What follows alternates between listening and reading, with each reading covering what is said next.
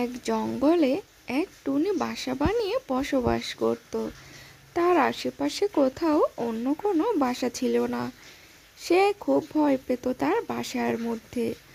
যখন খুব বৃষ্টি হতো তখন সে ভয়ে চুপসে যেত। যখন রোদ হতো তখন সবার খাবার খুঁজতে যেত। একদিন জঙ্গলে খুব জোরে বৃষ্টি হতে লাগলো। এই বৃষ্টি যেন থামছেই না। 3-4 দিন ধরে বৃষ্টি লেগেই আছে। এদিকে টুনির বাসার সব খাবার শেষ। সে এখন মহা চিন্তায় আছে। তার আশেপাশে কেউ নেই যে তার কাছ থেকে সে খাবার চেয়ে নিবে। হে আল্লাহ, কি বৃষ্টিটাই না হচ্ছে, এদিকে আমার খাবারও শেষ হয়ে এসেছে। এবার আমি কি করব যে এভাবে বৃষ্টি হচ্ছে? মনে হয় জঙ্গল তো ডুবেই যাবে। এবার আমি কি করব? এই ভেবে টুনি খুব চিন্তা করতে থাকলো।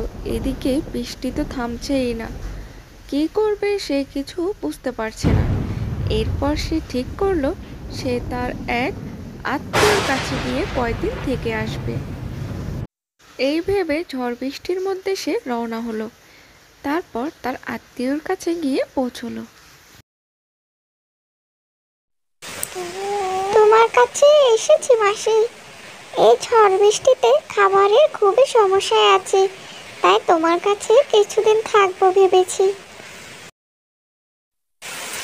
কি আর বলবো তোকে, আমিও তো খাবারের সমস্যায় আছি।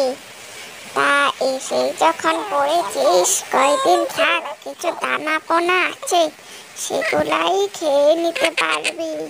দুজন ভাগ করে খাবো। এরপর 3-4 দিন কেটে গেল। বৃষ্টিও বন্ধ হয়ে গেল। এরপর টুনি তার মাসির কাছ থেকে গিয়ে খাবার খুঁজতে লাগলো এবং তার নিজের বাসায় ফিরে এলো।